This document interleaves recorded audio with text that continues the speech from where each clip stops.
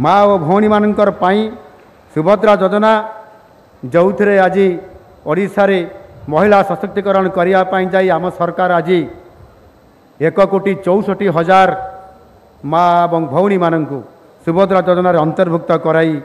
आज से वर्ष को 2टी किस्ती 10,000 टंका वर्तमान सुधा समस्त को दे सारे एणु निश्चित भाव में मुझे चाहिए आज नारी सशक्तिकरण एवं कृषक समृद्धि पर्यंत जो कृषक भाई माने एठी अछंती समानकु मध्य इनपुट असिस्टेंट हिसाब रे पर क्विंटाल रे चाषी मानक 800 टंका प्रदान करी समानकु गोटे गोटे परिवार को 50,000 टंका पर्यंत वन साकार रे आर्थिक सहायता करने काम को आज ये सरकार आज समस्त पाखरे पहुँचाई आज ये काम को निरंतर भाव में कर चली। जय जगन्नाथ, जय प्रभु नीलमाधव। आज आम समस्तंकर पाई परम सौभाग्यर दिन। आज भारत विश्वावसु सबर समाज रो प्रतिष्ठा दिवस अवसर रे आज मंच रे उपस्थित भारतर महामहिम राष्ट्रपति श्रीमती द्रौपदी मुर्मू महोदया, महामहिम राज्यपाल डॉक्टर हरिबाबू कुंभमपति महोदय, मान्यवर बाचस्पति ओडिशा विधानसभा श्रीमती सुरमा पाढ़ी महोदया, मान्यवर विधायक खंडपड़ा श्रीयुक्त दुष्मंत कुमार स्वाई महोदय, मान्यवर विधायक बड़म्बा श्री विजय कुमार दलबेहरा महोदय, भारतीय विश्वावसु सबर समाज फाउंडेशन सभापति श्री हृषिकेश देहुरी महोदय एवं संपादक श्री वैष्णव देहुरी महोदय, एटी उपस्थित समस्त सज्जन और निमंत्रित अतिथिवृंद, सरकारी अतिथिगण, गणमाध्यमर समस्त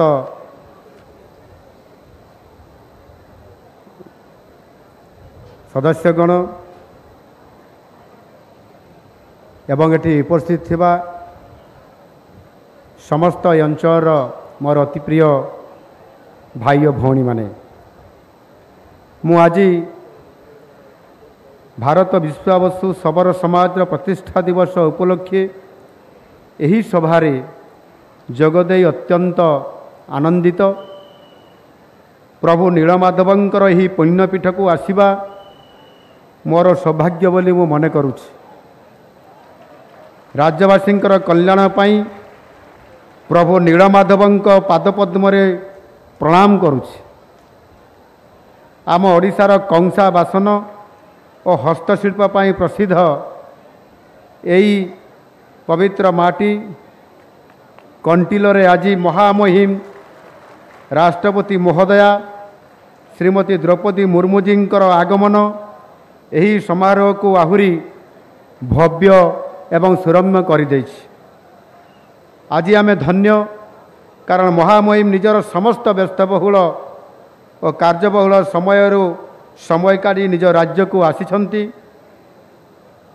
एवं भारतीय विश्वावसु सबर समाज प्रतिष्ठा दिवस रे से निजे एठी आसिकरी उद्घाटन करिछंती। भारतर सर्वोच्च शासनकर्ता होई मध्य निज माटी प्रति भल पाइबा एवं तांकर एई आबिलता को मु निश्चित भाव मु आज एठी अनेक शब्द रे उच्चारण कले मध्य मु ताकू एथिरे समस्त प्रकार तांकर ए उपस्थिति को वर्णना करि पारिबि नाही। बंधुगण, आदिम जनजाति सबर वनवासी संप्रदाय एक आम ओडिशार सबुठारु प्राचीन अधिवासी, महानदी अववाहिकार उर्वर मृत्तिका और चारण भूमि सहित बण पहाड़ घेरा अंचल ही आदिम संप्रदाय को बसति स्थापन रे निश्चित भाव में सहायक कहीं केउ कालर हो आसुअछि। यही संप्रदायर मुख्य आधार हेउछंती किंबदंती और पुराण वर्णित सबर राजा विश्वावसु। पुराण कहे ଶବର ରାଜା ବିଶ୍ୱାବସୁ ଏହି ନୟାଗଡ଼ ଜିଲ୍ଲାର କଣ୍ଟିଲ ଅଞ୍ଚଳର ସେ ଅଧିବାସୀ ଥିଲେ। ସ୍କନ୍ଦ ପୁରାଣ, ବ୍ରହ୍ମ ପୁରାଣ ଓ ଅନ୍ୟାନ୍ୟ ପୁରାଣରେ ବର୍ଣ୍ଣିତ ତଥ୍ୟ ଅନୁସାରେ ଶ୍ରୀ ଜଗନ୍ନାଥ ପ୍ରକୃତରେ ନୀଳମାଧବ ନାମରେ ବିଶ୍ୱାବସୁଙ୍କ ଦ୍ୱାରା ଜଙ୍ଗଲରେ ଗୋଟିଏ ଗୁମ୍ଫାରେ ଲୁକାୟିତ ଭାବେ ଏଠି ସେ ପୂଜା ପାଉଥିଲେ। ପରମ ବ୍ରହ୍ମ ଶ୍ରୀ ନୀଳମାଧବ ଦ୍ୱାପର ଯୁଗରେ ଶ୍ରୀକୃଷ୍ଣଙ୍କର ଦେହାବସାନ ପରେ କଳିଯୁଗର ପ୍ରାରମ୍ଭରେ ନୀଳକାନ୍ତମଣି ସଦୃଶ୍ୟ ଶରୀର ସେ ଧାରଣ କରିଥିଲେ। କୁହାଯାଏ ଯେ ରାଜା ବିଶ୍ୱାବସୁ ହିଁ କେବଳ ନରଦେହରେ ଥାଇ ଶ୍ରୀ ନୀଳମାଧବଙ୍କର ସେବା ଏବଂ ପୂଜା କରିବାର ଅଧିକାର ପ୍ରାପ୍ତ ହୋଇଥିଲେ। ନୀଳମାଧବଙ୍କର ପ୍ରିୟ ଭକ୍ତ ବିଶ୍ୱାବସୁ ପ୍ରତିଦିନ ପ୍ରଭୁଙ୍କ ପୂଜାର୍ଚ୍ଚନା ସହ ଶବର ରାଜ୍ୟକୁ ଶାସନ ମଧ୍ୟ କରୁଥିଲେ। ସ୍କନ୍ଦ ପୁରାଣ ଅନୁସାରେ ରାଜା ଇନ୍ଦ୍ରଦ୍ୟୁମ୍ନ ନୀଳମାଧବଙ୍କୁ ଆଣିବା ପାଇଁ ବିଦ୍ୟାପତିଙ୍କୁ ନିୟୋଜିତ କରିଥିଲେ। ବିଶ୍ୱାବସୁ ବିଦ୍ୟାପତି ଲଳିତା ଅପେକ୍ଷାର ଆମେମାନେ ସମସ୍ତେ ପ୍ରାୟ ନିଶ୍ଚିତ ଭାବରେ ଏ ବାବଦରେ ଅବଗତ ଅଛନ୍ତି। ଲଳିତା ଆମ ପରି ଜଣେ ଆଦିବାସୀ ଝିଅ ଥିଲେ, ଯାହାଙ୍କର ତ୍ୟାଗ, ଶ୍ରଦ୍ଧା ଓ ଭଲ ପାଇବା ଆଗରେ ସମଗ୍ର ଜଗନ୍ନାଥ ସଂସ୍କୃତି ନତମସ୍ତକ ହୁଏ। ଯିଏ ଜଗନ୍ନାଥଙ୍କୁ ନିଜର ଆତ୍ମା ଭଳି ଗ୍ରହଣ କରି ନିଜର ସର୍ବସ୍ୱ ତ୍ୟାଗ କରିଦେଇଥିଲେ। ଆଜି ମଧ୍ୟ ଜଗନ୍ନାଥଙ୍କ ମନ୍ଦିରରେ ଲଳିତା ବିଦ୍ୟାପତିଙ୍କର ବଂଶଧର ଦଇତାପତିମାନେ ଜଗନ୍ନାଥଙ୍କର ମୁଖ୍ୟ ସେବକ ରୂପେ ଆଜି ପୂଜା ପାଇ ଆସୁଛନ୍ତି। ଉତ୍କଳର ଗଳଦେବତା ଶ୍ରୀ ଜଗନ୍ନାଥ ଯେ ସ୍ୱୟଂ ନୀଳମାଧବ ଏବଂ ଜଗନ୍ନାଥ ସଂସ୍କୃତିର ଅନ୍ତର୍କଣର ସାବର ସଂସ୍କୃତିର ପ୍ରଭାବ ରହିଛି, ଏହା ନିଃସନ୍ଦେହ। ସର୍ବଧର୍ମ ସମନ୍ୱୟର ସଂସ୍କୃତି ଜଗନ୍ନାଥ ସଂସ୍କୃତିର ମୂଳପିଣ୍ଡ ହେଉଛନ୍ତି ପ୍ରଭୁ ନୀଳମାଧବ। ବନ୍ଧୁଗଣ, ଏହି ପ୍ରତିଷ୍ଠା ଦିବସକୁ ମୁଁ ଅତିଥି ହିସାବରେ ଆସିବା ଏବଂ ଆପଣମାନଙ୍କର ଭିତରେ କେବଳ ଅତିଥି ନୁହଁ, ବରଂ ଆପଣମାନଙ୍କ ଭିତରୁ ଜଣେ ସାଧାରଣ ଆପଣମାନଙ୍କ ଅତିରାଦରର ସେଇ ମହାନ ମାଝୀ ହିସାବରେ, ମହାନ ଭାଇ ହିସାବରେ ଆପଣମାନଙ୍କର ପାଖରେ ମୁଁ ଆସିଛି ଆପଣମାନଙ୍କର ସହିତ ମିଶିବା ପାଇଁ। ଆଉ ନିଶ୍ଚିତ ଭାବରେ ଏ ଉତ୍ସବ ଆମ ଐତିହ୍ୟ, ପରମ୍ପରା, ସଂସ୍କୃତି ଏବଂ ଭାବାବେଗ ସହ ଜଡ଼ିତ ବୋଲି ମୁଁ ନିଶ୍ଚିତ ଭାବରେ ଅନୁଭବ କରେ। ସର୍ବଧର୍ମର ସମନ୍ୱୟ କ୍ଷେତ୍ର ଭାବେ ନୟାଗଡ଼ ଜିଲ୍ଲା ପ୍ରସିଦ୍ଧି ଲାଭ କରିଛି। ଓଡ଼ଗାର ରଘୁନାଥ ଜୀଉଙ୍କର ଆରମ୍ଭ କରି ଶରଣକୂଳର ଲଡ଼ୁବାବାଙ୍କ ପର୍ଯ୍ୟନ୍ତ ଏବଂ ମା ଦକ୍ଷିଣକାଳୀଙ୍କଠାରୁ ଆରମ୍ଭ କରି ନୀଳମାଧବ ପର୍ଯ୍ୟନ୍ତ ବୈଷ୍ଣବ, ଶୈବ, ଶାକ୍ତ ଧର୍ମର ନିଦର୍ଶନ ଏହିଠାରେ ଦେଖିବାକୁ ମିଳେ। ବନ୍ଧୁଗଣ, ଜନଜାତି ଭାଇ ଭଉଣୀମାନଙ୍କର ପାଇଁ ଆମ ସରକାର ଅନେକ କାର୍ଯ୍ୟକ୍ରମ ମଧ୍ୟ ହାତକୁ ନେଇଛନ୍ତି। ସେଗୁଡ଼ିକର ସଫଳ ରୂପାୟନରେ ଆପଣ ସମସ୍ତଙ୍କର ଆପଣମାନଙ୍କର ଯୋଗଦାନ ନିଶ୍ଚିତ ଭାବରେ ରହିଛି। ଆଉ ନିଶ୍ଚିତ ଭାବରେ ଆଗାମୀ ଦିନରେ ଏ ଅଞ୍ଚଳକୁ, ବିଶେଷ କରିକରି ଏ ଆଦିବାସୀ ଅଞ୍ଚଳକୁ ଏବଂ ଏ ଅଞ୍ଚଳକୁ ସର୍ବୋପରି ପ୍ରଧାନମନ୍ତ୍ରୀ ନରେନ୍ଦ୍ର ମୋଦିଜୀ ଅନେକ ଯୋଜନା ମଧ୍ୟ କାର୍ଯ୍ୟକାରୀ କରିବା ଭିତରେ ଧରତୀଆ ବା ଜନଜାତୀୟ ଗ୍ରାମ ଉତ୍କର୍ଷ ଯୋଜନା ଏବଂ ଏ ଅଧୀନରେ ଯେଉଁ ଜନକଲ୍ୟାଣକାରୀ ପ୍ରକଳ୍ପ ଗୁଡ଼ିକ କରୁଛନ୍ତି, ତାହା ନିଶ୍ଚିତ ଭାବରେ ଆଗାମୀ ଦିନରେ ଏ ଅଞ୍ଚଳରେ ମଧ୍ୟ ପ୍ରତିଫଳିତ ହେବ ବୋଲି ମୁଁ ଆପଣମାନଙ୍କ ନିକଟରେ ନିଶ୍ଚିତ ଭାବରେ ପ୍ରତିଶ୍ରୁତି ଦେଉଛି। ଏହି ଅଭିଯାନର ମୂଳ ଲକ୍ଷ୍ୟ ହେଉଛି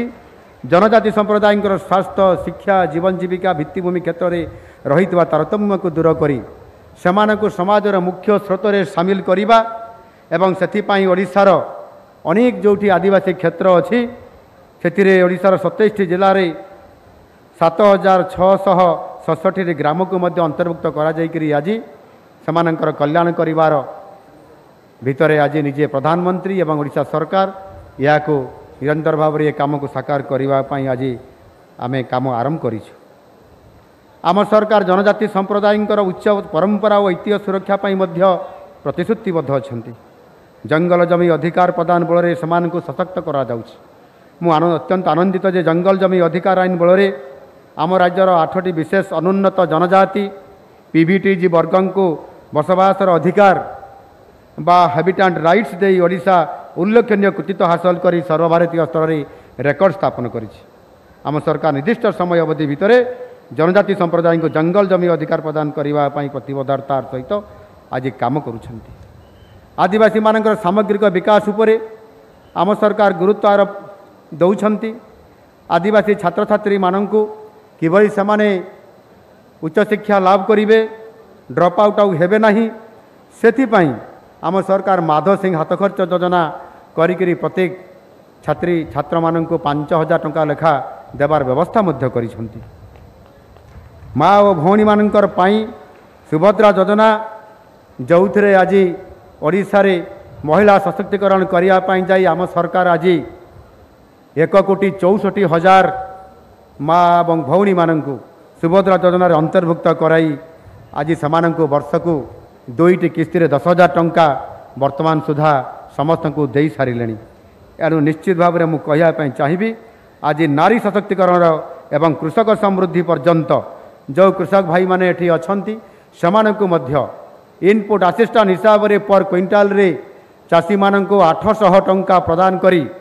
समानकु गोटे गोटे परिवार को 50,000 टंका पर्यंत वन साकार रे आर्थिक सहायता करने काम को आज ये सरकार आज समस्त पाखे पहुँचाई आज ये काम को निरंतर भाव में कर चली आमे चेष्टा करुछु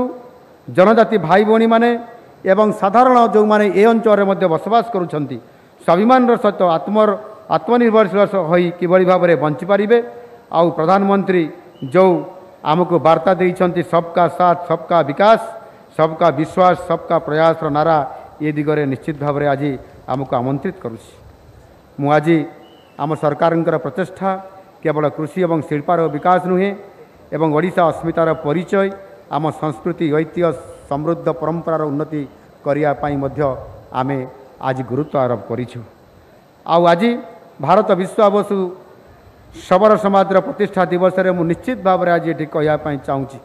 समस्त जनजाति भाई भौणी मानक वार्ता देवाई मुझे चाहूँगी निश्चित भाव में आम सरकार संकल्पबद्ध आगामी दिन में ये अनुष्ठान उन्नति करने सहित ये अंचल विकास को केमती त्वरान्वित एवं से एक सुस्थ समाज सुस्थ परिवेश सुखी एवं समृद्ध परंपरा सहित समृद्ध ओडिशा गठन करिवार आमर भूमिका को आगामी भाव आगामी दिन में निश्चित भाव में आमे आग को नहीं पारिबा परिशेष में मु केवल एतिकी कहवाई मु चाहूँगी जे एठी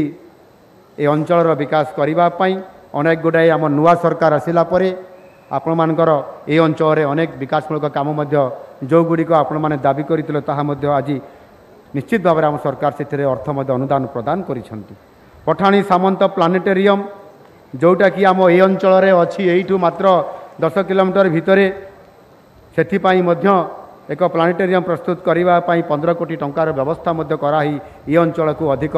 श्रीबुद्धि करने ये कम करा जाउछि एवं ता सहित सेठी साइंस पार्क एवं साइंस सेंटर आउ 6 कोटी टंकार प्रदान करा जाइछि पठाणी सामंत स्मृति मंदिर 2 कोटी टंका दिया जाइछि ए अंचल एशियार सर्वबृहत्तम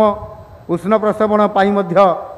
आर्थिक व्यवस्था प्राथमिक स्तर में 2 कोटी टंकार व्यवस्था करा जाइछि विशेष करी ये आमर जो कमिटी अच्छी मंदिर कमिटी अच्छी आमर जो नीलमाधव पूजक समाज कंटिल सेमानक तरफ से आम पाखरे मते से 10टी ये दाबी उपस्थापना करिसेंती एणु निश्चित भाव में जो वार्षिक परिचालना खर्च पाई आर्थिक व्यवस्था ता सहित किभली भाव में एक कॉर्पस फंड गठन हो पार जहाद्वारा कि ये मंदिर परिचालना करने जो आर्थिक अभाव अच्छी ताको पूरण करा जाई परिबो एवं नीलमाधवंकर पूर्वद्वार को सौंदर्यकरण करने एवं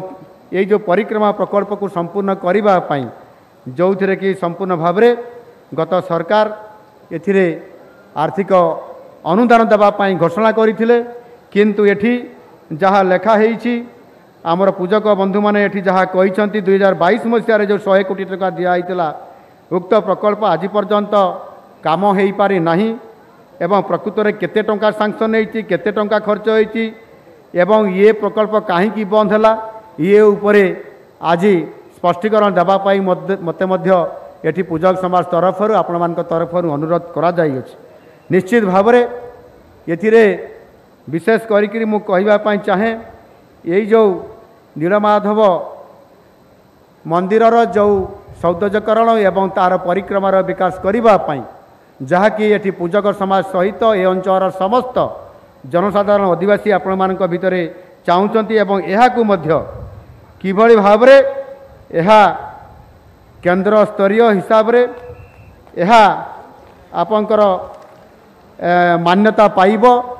एवं से ओडिशा सरकार जो टूरिज्म आमर जो विभाग अच्छी यह को किभली भाव में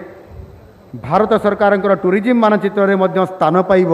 से आपण मैंने समस्ते नवेदन करिसेंती। निश्चित भाव में ये कौ जुगरु द्वापर जुगरु आरंभ करी आज पर्यंत जेभली भाव में एक आध्यात्मिक स्थल एवं धार्मिक स्थल हिसाब से जोठी विश्वावसुंकर ये अंचल राजत्व एवं एठी स्वयं द्वापर जुगर श्रीकृष्ण एठी परवर्ती पर्यायर नीलमाधव आकार में एठी रूपांतरित हवा अर्थात सी एठी जो भली भाव में एठी तांको रखा जाई एठी पूजा करा जाउथिला एवं परवर्ती पर्यायर समस्त कथा आपण माने जानिछंती। एणु याकू किभली भाव में एक भारत मानचित्र रे एवं भारतर जो टूरिज्म क्षेत्र में मध्य याकू स्वतंत्रता दिया जाई पारिबो सेथिपाई राज्य सरकार याकू उद्यम करिवे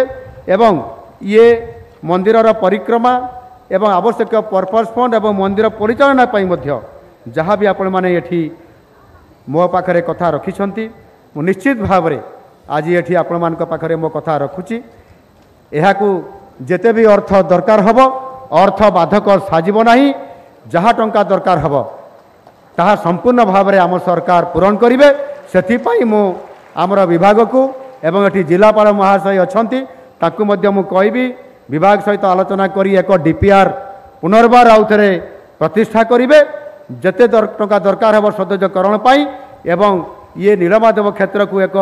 भारत में एक विश्वस्तरीय पर्यटन क्षेत्र आध्यात्मिक स्थल धार्मिक क्षेत्र हिसाब से परिणत करने जहाँ आवश्यकता हम आम सरकार आगामी दिन में निश्चित भाव में पूरण करेंगे। परिशेष में आपण मान को मु पुनर्बार आउ थे आज कार्यक्रम रे एठी आसीथिबारु आपण माने सुजोग देइथिबारु आपण मान को धन्यवाद देई मोर वक्तव्य शेष करुछि। केवल गोटिए एठी महाप्रभु नीलमाधव जी कि आज एठी दर्शन देइछंती दर्शन पाई मु धन्य मध्य हेइछि एवं सेथिरे केवल एतिकी मु कहिया पई चाहिबी तांकरी पई एक श्लोक आवृत्ति करी मोर वक्तव्य को शेष करिबी। नीलाद्रि शिखरासीनं नमामि नीलमाधवं प्रणत्राहि प्रणतात्री हरं देवं शरणागत रक्षकम। समस्त को नमस्कार। जय जगन्नाथ जय नीलमाधव। भारत माता की जय। वंदे उत्कल जननी।